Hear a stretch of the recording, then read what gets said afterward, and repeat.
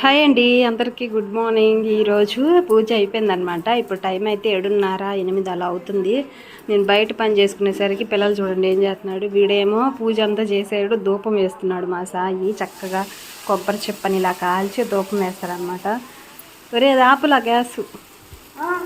మా అమ్మాయి దోశలు వేస్తుంది. అమలు దోశలు అయితే వేస్తుంది. ఇంకా నేను చట్నీ అయితే చేశాను ఈరోజు.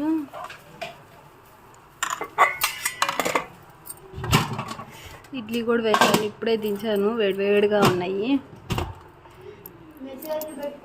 రే సాంబ్రాణి ఎద్దుదా ఎందుకట్టెళ్ళో మళ్ళీ కాలుతుంది. ఇలా కొబ్బరి చిప్ప అయితే భలే యూజ్ అవుతుందండి.